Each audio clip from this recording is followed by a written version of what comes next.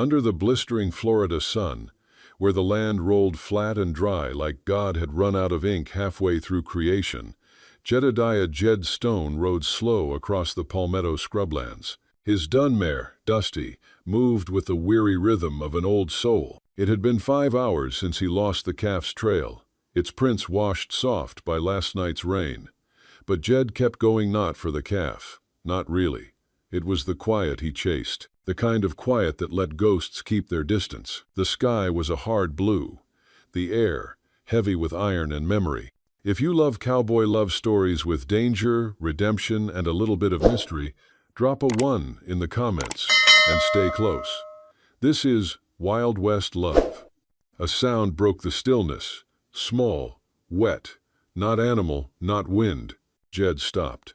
His boots creaked as he leaned forward, squinting toward the distant fence line. 3 strands of rust-bitten barbed wire stretching across a patch of open field like an old wound. Then he heard it again, a whimper, thin and sharp, like a child trying not to cry. He slid down from the saddle, tied Dusty's reins to a dead pine root, and unslung his rifle.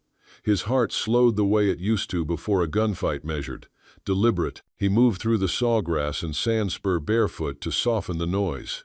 The ground was hot enough to blister. There, between 2 leaning posts, he saw her, a young woman, slung stomach down across the barbed wire like an offering. Her wrists were bound tight with rough hemp, pulled wide and cruel between 2 wooden stakes, her arms stretched like a crucifix. Her back was torn in several places where the barbs had bitten deep jagged wounds kissed by sun and flies.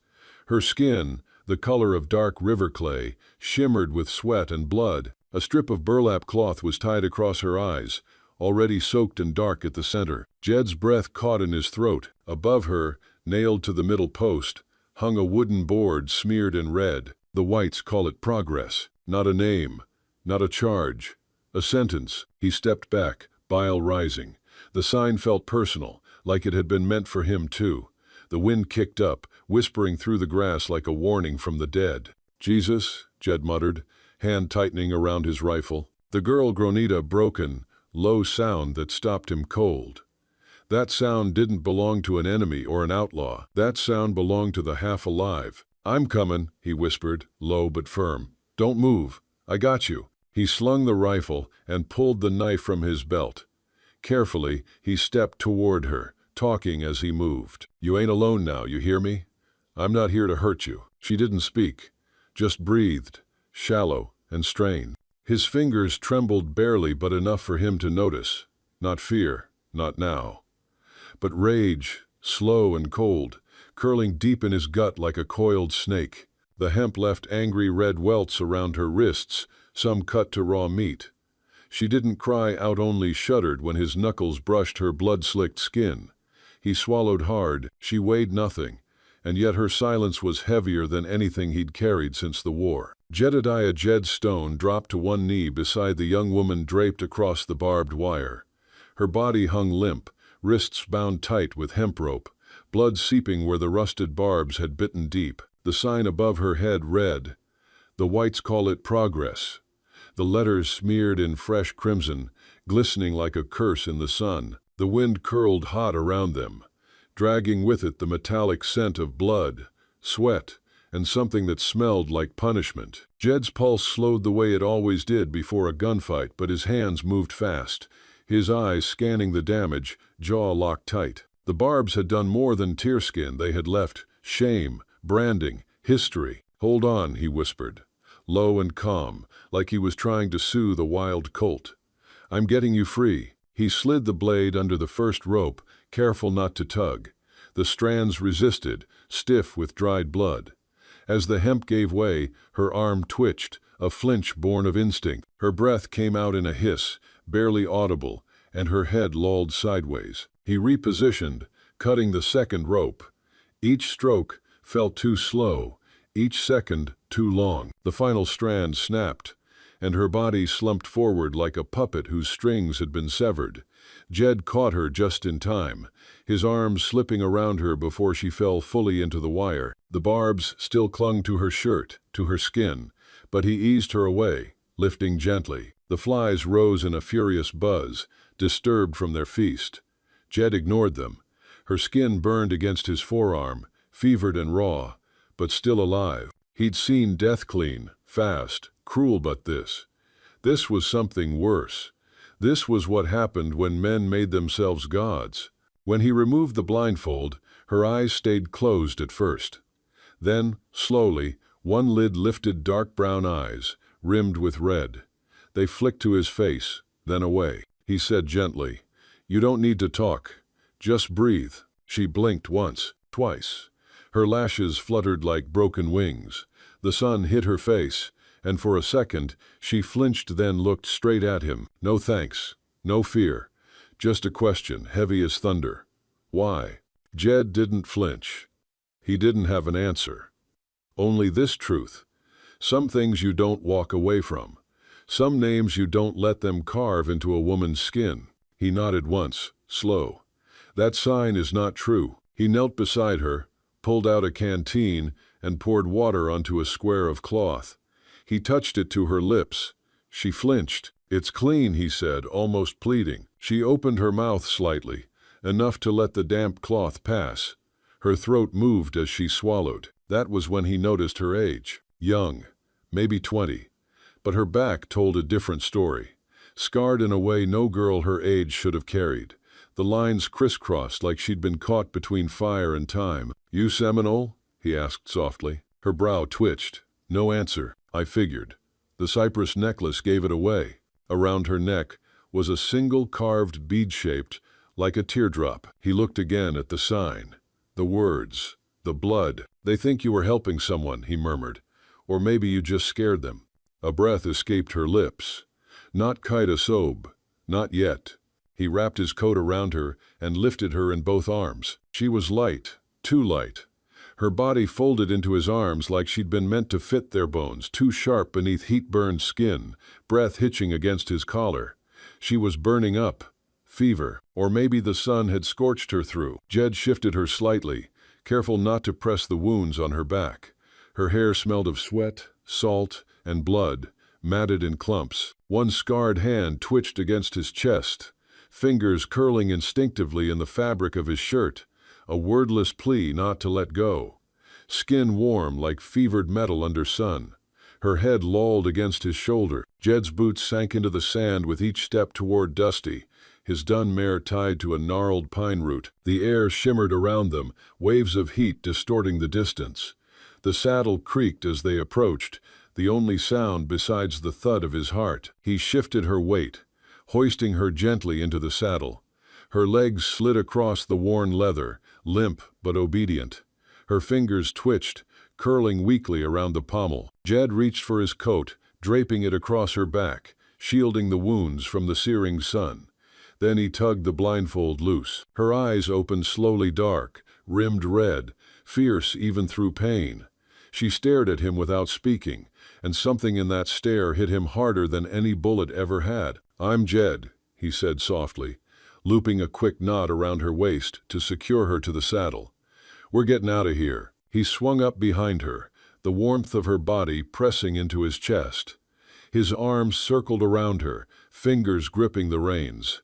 Her breath, shallow but steady, mixed with his in the heavy air. "Hold tight," he murmured, his lips near her ear, a prayer wrapped in a command. With a nudge of his heels, Dusty surged forward, hooves thudding against the dry earth, carrying them away from barbed wire, from judgment, into the wild hush of scrubland and chance. Her lips parted, parched and trembling, as his coat brushed her skin-coarse wool over open wounds. She didn't cry, not once, but when he pulled the blindfold off, and her eyes met his, there was no mistaking the plea buried inside that gaze. "Don't leave me here," and he couldn't. Her fingers, though cracked and bloodied, reached weakly for the saddle horn. He caught them gently, one by one, guiding them forward. "You're safe now," he whispered, though he wasn't sure it was true. He gritted his teeth. "I got you," he muttered, more to himself than her. "Ain't nobody gonna take you down again." Zebrua. Back at the ranch 12 miles south, tucked behind a line of longleaf pines, Jed eased her down onto a cot, brushing away the dust and old nails with his sleeve. The small house was quiet. One bed, one chair, one pot still hanging over a dead fire. He'd lived here 6 years, mostly with silence for company. Now it felt different. He cleaned her wounds slowly. Warm water, soft cloth, bandages cut from old flannel.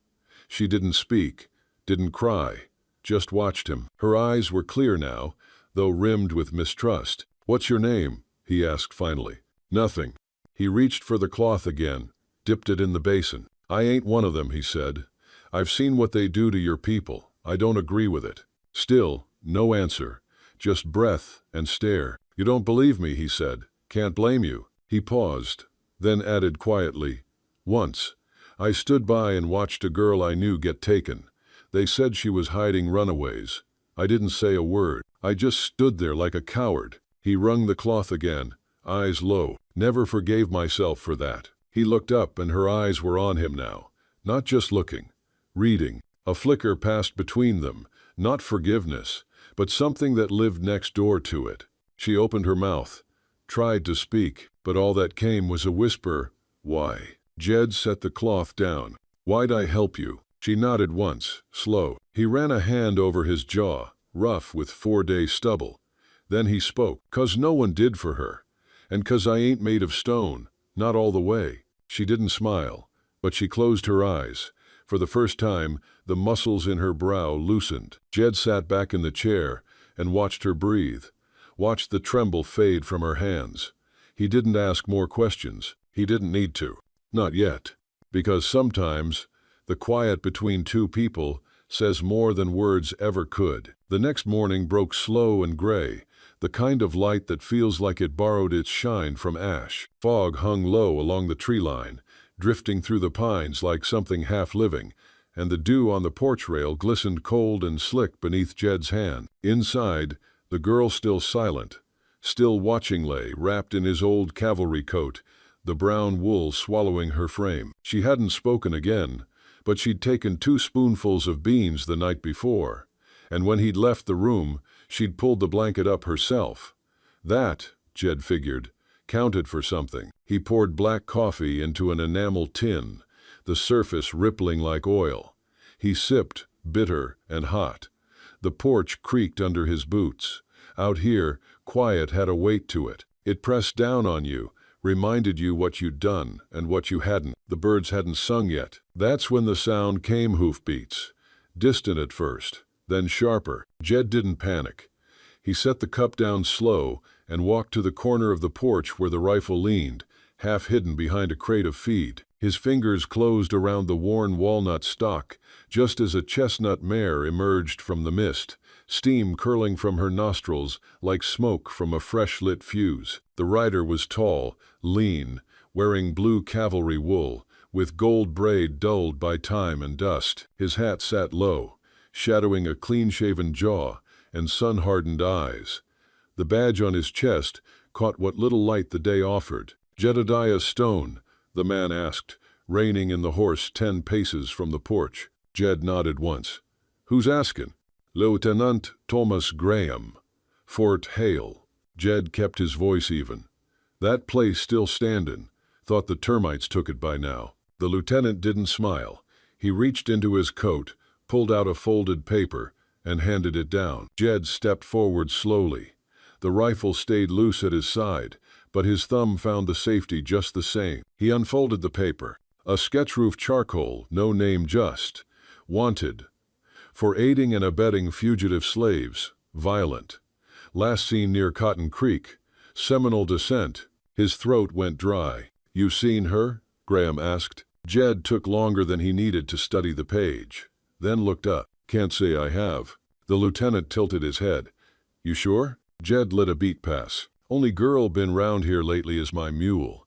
She's got a kick like Judgment Day and a better attitude than most folks I meet." That earned him the ghost of a smirk. Inside, behind the thin wooden wall, Naya crouched in the shadow of the corner, wrapped tight in the coat. Her bare feet curled under her, silent, unmoving, the same way animals go still when they sense the hunter's breath nearby. She had heard every word. Her heart beat slow and deep in her chest, like a war drum underwater. Lieutenant Graham adjusted in the saddle, not quite relaxing. "Mind if I have a look around?" Jed shook his head. "I do mind." The silence crackled. "I got no warrant if that's what you're waiting to hear," the soldier admitted. Jed took a half step forward. "Then I reckon here's the end of the conversation." For a long second, neither man moved. Then Graham exhaled through his nose and tapped the reins. "Well, if you do see anything strange, you know where to find us. Jed nodded once, slow. Strange don't tend to announce itself. The lieutenant turned the horse. Dust kicked behind him as he rode away, swallowed fast by the mist. Jed watched until even the hoofbeats were gone. He stood there a while longer, breathing steady. Then he turned and went inside. Naya was still crouched, her eyes locked on his, wide but dry. She looked like a question that didn't know how to ask itself. "You heard all that?" he asked quietly. She nodded. Jed walked past her, poured a ladle of water from the barrel into the basin, washed his hands slow. The air in the cabin had changed, no longer just quiet, but taut, humming with something unsaid. "I lied for you," he said simply. She didn't move. "They think you're dangerous, that you stirred up trouble, helped folks run." Still, she said nothing. Jed dried his hands, then sat down across from her at the small table, one chair between them, worn smooth from years of disuse. "I'm not asking if it's true," he said, "and I ain't sending you back. But I need to know where they comin'. Will more follow?" Naya's lips parted, just slightly, then closed again. She looked down at her hands, bandaged and still swollen. Her fingers were long, fine-boned, like someone who once played an instrument or painted symbols on tent hides. Then, quietly like leaves rustling after the storm has passed, she said, "They never stop." Jed exhaled through his nose. "Didn't think so." Dash. Another beat. Then, to his surprise, her voice came again, rough but clear. "Why? Why what? Why lie?" Her gaze held him now, direct, strong, not pleading, just searching. He took a moment before answering. "Because no one lies for the ones who need it most." That hit somewhere between her ribs. He could see it in her posture, a softness that hadn't been there before. She looked away, whispered, "They called me a slave harborer, like it was a curse." Jed's jaw worked tight. "They call a lot of things a curse. Freedom's always near the top of the list." Silence again, but this one was warmer. Something had shifted. Jed stood, fetched the blanket from the cot, and held it out. She didn't reach for it, but she didn't flinch when he draped it over her shoulders either. "You stay here as long as you need," he said. "And if they come again?" she asked. He looked her square in the eye. "Then I'll stand in front of the door." "No." A silence settled between them, thicker than fear, softer than trust, something in between, like a thread pulled taut, not yet broken. Outside, the fog lifted. A bird called from the pine. The sun, shy and slow, began to pierce the gray. Inside the little cabin, a girl who had nearly died on barbed wire and a man who had once stood still while someone else suffered sat under the same roof, bound now by something more dangerous than blood. Hope. The third day came cloaked in heat, thick and pressing, as if the air itself had been poured in from a boiling kettle. The clouds above hung low and bruised, the sky the color of old pewter, and not even the cicadas dared to hum. Out beyond the yard, the swampland whispered sawgrass brushing together in breathless rhythms, cypress knees jutting like forgotten bones from the mud. Jed had lived on the edge of this land for nearly a decade and never seen it sit so still. Inside, the little cabin exhaled the scent of old smoke and sweat-soaked linen. Naya hadn't spoken since the lieutenant's visit, but something about her movements had changed. They were quieter, yes, but not timid, deliberate, like someone who had learned to glide through shadow without making enemies of it. Jed noticed. She no longer flinched when the floorboards creaked under his boots, no longer turned away when his hands got too close. She had started rearranging things when he was out, a pot placed back on the right hook, a tin cup scrubbed and upturned, a bundle of moss she'd set on the sill to dry like some quiet offering to the light. But it wasn't until Jed returned from cutting firewood that he saw it, the drawing. He froze just inside the door, sweat running rivers down his neck. his shirt clinging to his back like a second skin. The old tin basin had been pulled to the center of the floor, and beside it, in the dust, she had traced something with the end of a stick. A cypress tree, tall and narrow, its roots twisted in fire-sharp black lines for flames curling at the base. And beside it, half submerged in shadow, the long slither of a water moccasin, mouth open, fangs exposed, not in menace, but in motion, like it was leaving, escaping. Naya knelt beside the image, one hand still holding the stick, the other pressed lightly to her abdomen as if to steady herself. Her face, normally still as stone, was alive now, eyes wide, jaw tight, and beneath the collar of his old shirt, her pulse beat fast at the hollow of her throat. Jed set the axe down slowly, careful not to disturb the moment. "That your people's sign?" he asked softly. She didn't answer right away. Her hand moved, brushing a line across the snake's tail. "In the swamp," she began, voice rough like gravel in creek water. "The trees bend to survive. You know that?" Jed nodded once, slow. "They break and bend and break again." She glanced at him. "But they don't fall. The roots go deep, under fire, under flood. We draw the cypress to remember that." She touched the flames beneath the tree. "And this?" Her voice dropped lower. "What they did." Jed stepped closer, boots careful in the dust. He saw how her knuckles had scraped raw from kneeling too long. The stick in her hand trembled. He said nothing. "So," she continued, words falling like loose stones down a long, echoing shaft. "My father was a runner. Not the kind with shoes, but the kind with maps inside his head. He helped guide people through the backwaters, deep into the gladesmen, women, children, some black, some Seminole, some mixed. None of them wanted. Len." Jed squatted beside her, not touching, just close enough to hear every breath. "We took them in," she said, "built huts on platforms above the gators, grew rice in flooded ground. They said we were rebels, traitors, slave thieves." She drew a line through the tree. "One night they came.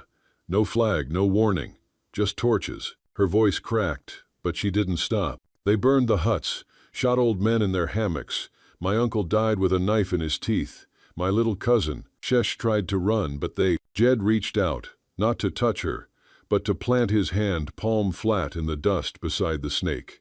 It was enough. She steadied. "They caught me," she whispered. "Dragged me to their camp. Said I was hiding rebels. Said I'd talk. But I didn't." Jed's jaw tightened, the scar on his cheek pulling hard like it remembered its own story. "So they did worse," Naya said. Her fingers gripped the stick harder now. "They beat me, tied me to a pine for a night, left me with no water. Next day, they wrapped wire around my wrists and laid me over that fence like a slaughtered deer." Her voice dropped. "That's how you found me." Jed swallowed hard, the taste of copper rising in his mouth. He looked at her, really looked. The ridges on her arms, the bruising on her hips, the haunted way she sometimes stared at walls like they might turn into faces. "You should have let me die," she said. Jed answered instantly. "You don't know what they'll do if they catch me again." "They'll have to catch me first," he said. Naya's eyes met his. For the first time, she didn't look away. "You're not like them," she said, as if tasting the words. "I was," Jed replied. "Once, I wore the same blue coat, stood with them when they came for the villages. I told myself I was just following orders." He looked down at the dirt drawing. "Then one day they hung a boy no older than 12. Said he was a scout. He just had a map drawn in charcoal on his skin." Naja's lips parted. "I left that night," Jed said. "Rode west, burned the uniform, never picked a side again. Until now." Silence pooled between them, thick, not empty, full of everything neither had said aloud until this very moment. Then she leaned forward, pressed her fingers to the snake's mouth, wiped it away. Jed tilted his head. "Why'd you do that?" She didn't answer right away. Then quietly she said, "Because it's not running anymore." He watched her fingers.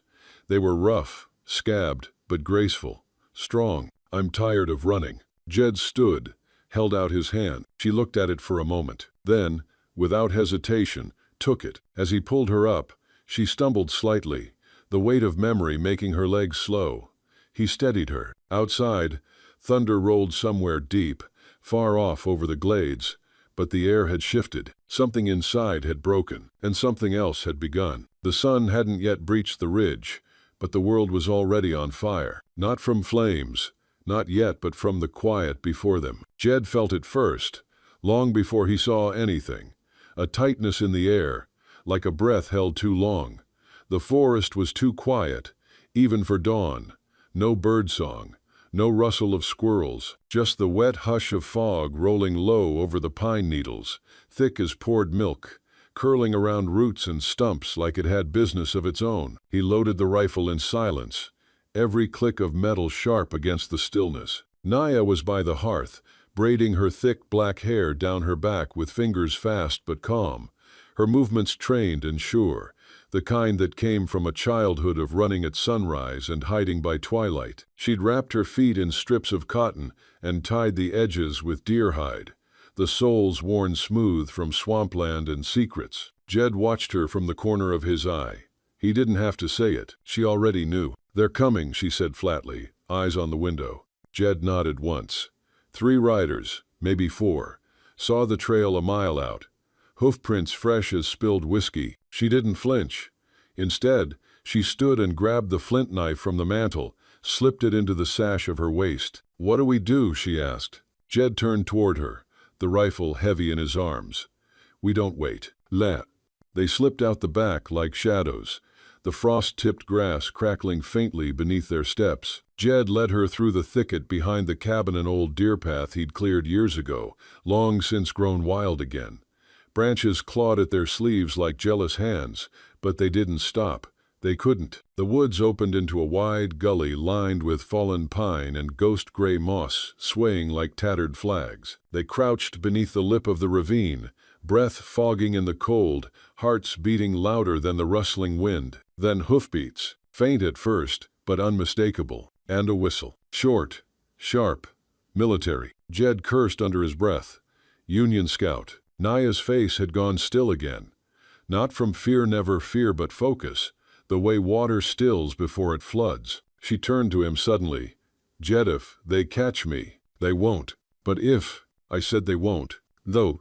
His voice cracked like a whip, harsher than he meant it, but she didn't pull away. She just looked at him. Her face was streaked with sweat and sap, a cut on her cheek barely crusted over, eyes bright and fierce and impossibly steady. "Don't throw your life away for me," she whispered. Jed looked down at her, hands dirty, scarred, fingers calloused from weaving traps and feeding fire, and reached for them. "I already did," he said. They didn't kiss. There wasn't time for softness, only for running. They tore through the underbrush, branches clawing their coats, roots grabbing ankles like the forest itself wanted to hold them.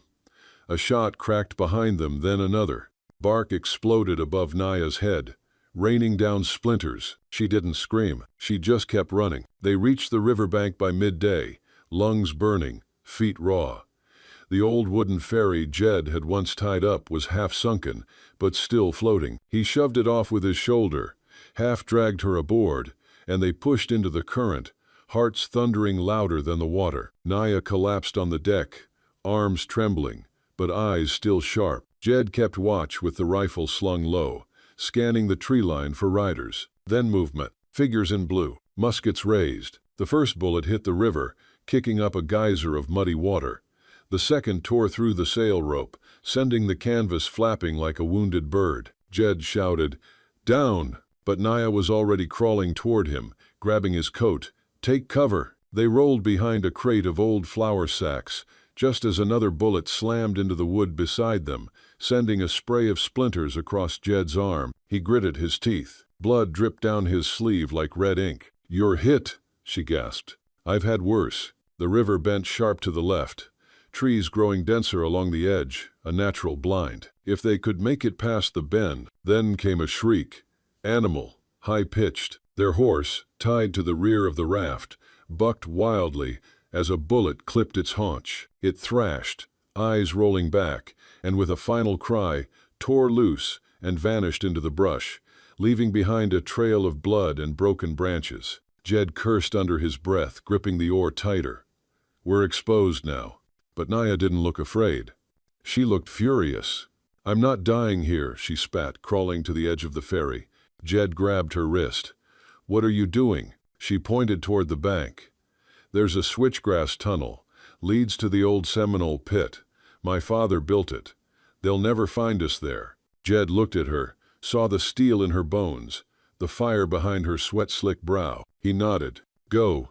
She jumped, landing with a splash that swallowed her whole. He followed a breath later. The water was freezing, full of leeches and ghosts, but it wrapped them in silence. Bullets stopped. The world muffled. They surfaced inside the reed tunnel, gasping, eyes wide, soaked to the bone, but alive. And for the first time since it all began, Naya smiled. Not wide, not loud, but real. Jed saw it and smiled back, bloody, breathless, and soaked in mud but somehow whole. Then she grabbed his hand and pulled him into the shadows. Behind them, the river carried the empty ferry downstream, and far above, through a crack in the trees, sunlight fell in slanted shards, sharp as memory, soft as hope. The woods held their breath. Not the kind of hush that follows a prayer or a funeral, but something thicker, something that clung to the back of the throat like the soot after a house fire. It was the silence that comes after choices are made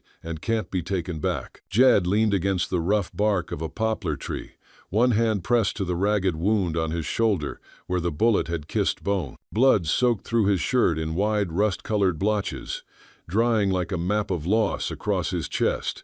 Each breath came short, shallow, like the air itself was too heavy to lift. But he didn't cry out. Didn't want, because Naya was still alive, and that made everything else tolerable. She crouched beside him, the dim firelight flickering across her face, casting shadows beneath her cheekbones like war paint. Her hair, still damp from the river, clung in strands to her neck, and there was a kind of feral grace in her now like a panther that had once known the cage and vowed never to taste steel again. "You shouldn't have followed me," she whispered, voice low, thick with something too old to name. Jed laughed, and it was a jagged thing. "You think I'd stay behind and let some wet behind-the-ears lieutenant take you back in chains? You're bleeding." "Hell, darlin', I've been bleeding since the day I met you." She looked down at him sharply, but her lips didn't move. He watched her fingers strong, quick, weathered tie off the bandage, with a knot that bit into flesh, and he didn't flinch. The pain kept him conscious. The ache kept him tethered to her, to now, to the strange lull between danger and deliverance. They had holed up in the remnants of an old trapper's hut, half buried in ivy and rot, nestled deep in the hills where the moss hung heavy and the wind whispered stories in tongues only the dead remembered. Naya had found Eat, of course she had. The earth knew her like a mother knows the gate of her child, and it gave her cover when she needed it most. Outside, the moon rose heavy and swollen, bleeding white through the cracks in the slats. Inside, time dripped slow. He wanted to tell her everything, that her laugh had once pulled him back from the edge after his brother died, that the way she never apologized for the dirt beneath her nails made him believe in something raw and holy, that her silence, even in rage, was louder than any battlefield drum. But he didn't say any of it, because sometimes, when a man's got nothing left but his words, he learns which ones are worth swallowing. Instead, he asked, "Do you still have it?" She blinked. "What?" "The coin," he rasped, smiling faintly. "The one I gave you after that shootout in Del Rio. Said it was lucky. You said it was cursed." Naya didn't smile, but her eyes did. She reached into the pocket of her worn hide jacket, pulled out the tarnished silver coin, and held it up to the light. "Been with me ever since," she said softly. "That's why we're still breathing." "Duh." "No," she said, brushing the hair from his brow with the gentleness of rain. "That's because you're too damn stubborn to die." He caught her wrist before she could pull away. "I ain't got much left in me, Naya. Don't say that. I need you to listen." She froze. "I need you to go. Alone. Number. They'll be looking for 2, not 1. You head south, cut through the chaparral. There's a man in Laredo Esquivel. Tell him I sent you. He'll keep you safe, get you to Mexico. Men. And what about you? I'll lead him the other way. Number. I'll buy you time. Number." Her voice cracked like glass under boot. "I won't let you do this," she said. Jed smiled soft, crooked, the way a dying man smiles when the pain's finally quieter than the fear. "You already have." Then he stood, not easily, not clean, but with the kind of resolve that roots itself in marrow, not muscle. He strapped the rifle to his back, knowing he wouldn't fire it again, slipped the coin into her hand and closed her fingers around it, slow and steady. "I want you to live," he said, "not hide." She shook her head, eyes burning. "I want you," she whispered, "with me." He didn't answer at first, just looked at her like a man might look at the horizon, knowing it's beautiful but unreachable. There was something shattered in his eyes, but not broken. No, Jed was the kind of man who didn't break. He bent like old pine in winter storms, cracking but standing, bleeding but walking. "I used to dream of this," he said, voice low and hoarse. "You, me, somewhere quiet. No sheriffs, no warrants, no shadows breathing down our necks. Then why not now?" Her voice trembled, not from weakness, but from the unbearable weight of almost having something only to lose it again. He reached up, touched the edge of her jaw with the back of his fingers, like he was afraid she might dissolve under his touch. "Because men like me carry storms in their pockets. And you," he swallowed hard, "you deserve sun." Her breath hitched. "I never asked for the sun. I asked for you." "And he stopped, forced himself to keep looking in her eyes. "I can't be the reason they bury you in some unmarked grave. Not after everything." Outside, the wind stirred the trees, a dry rustle, like bones shifting under leaves. The forest was listening. Naya took his hand, placed it over her heart. "You feel that?" she said. "That's yours. It's always been." And for a moment, Jed didn't feel the blood loss or the pain. He just felt her warm, defiant, alive. He memorized the curve of her cheek, the shape of her lashes when they trembled, the scent of damp earth and river water in her hair. He knew he'd carry that with him wherever he ended. "Promise me," she said suddenly, grabbing his wrist with fierce fingers. "If you make it out, you come find me. No more disappearing. No more letters I never receive." He nodded, slow and solemn. "Cross my heart. And if you die?" Her voice broke. He smiled. Not cruel, not resigned, just soft. "Then I'll haunt every man who ever raised a hand to you. I'll ride the wind and spit in their goddamn whiskey." She laughed, choking on it like a sob. And then, without warning, she pulled him close, pressed her face into the curve of his neck like she was trying to breathe him into her bones. He held her, arms trembling from the strain, from the knowing. This was no lover's embrace, it was something older, raw, like a farewell carved into flesh. He leaned close, their foreheads brushing, the world tilting around that one trembling point of contact. "I was never meant for peace," he said, "but you were meant for something more than gunpowder and ghosts." "Jed," she whispered. "Yeah? I hate you for making me love you like this." "I know," he said, voice cracking. "Me too." They stayed like that for seconds that tasted like hours. Every heartbeat a drumbeat in a war neither of them could win. When she pulled away, it was like peeling skin from skin. He stepped back, one pace, two, still watching her, still wanting to fall to his knees and beg the world to be different. But men like Jed had already asked too much of the world. So he turned, and the door closed behind him with a sound like a gunshot. Out the door, into the night, footsteps swallowed by pine needles and fate. She stayed crouched by the fire for a long time, fists clenched so tight the coin left an imprint on her palm, hot as iron. Far off, gunshots echoed. 3. Then silence. Not the kind that follows a storm, but the kind that makes one.